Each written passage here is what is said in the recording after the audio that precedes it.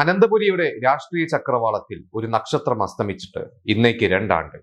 ഒരുപക്ഷെ കേരളം കണ്ട ഏറ്റവും ജനകീയനായ ഭരണാധികാരി, ജനങ്ങളുടെ സ്വന്തം കുഞ്ഞുകുഞ്ഞ്. 2023 ജൂലൈ 18 ആ ജീവിതം നിലച്ചുവെങ്കിലും അദ്ദേഹത്തിന്റെ ഓർമ്മകൾക്ക് മരണമില്ല.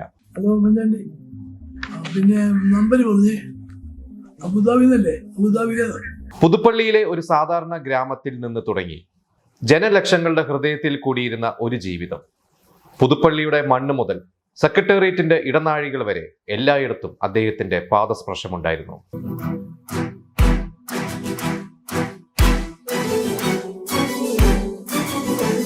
ഒരു സാധാരണ വിദ്യാർത്ഥിയായി യൂണിവേഴ്സിറ്റി കോളേജിന്റെ പടികൾ കയറിയപ്പോൾ ഭാവിയിലെ മുഖ്യമന്ത്രിയെ ആരും കണ്ടിട്ടുണ്ടാവില്ല. ജനകീയത എന്നതിന്റെ പര്യായ പേര് KSUവിന്റെ ഒരു പ്രവർത്തകനായി തുടങ്ങി, പിന്നീട് അതിന്റെ അമരക്കാരനായി.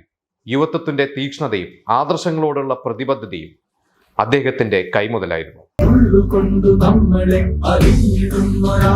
അദ്ദേഹത്തിന്റെ ഓരോ ദിവസവും ജനങ്ങളോടൊപ്പമായിരുന്നു.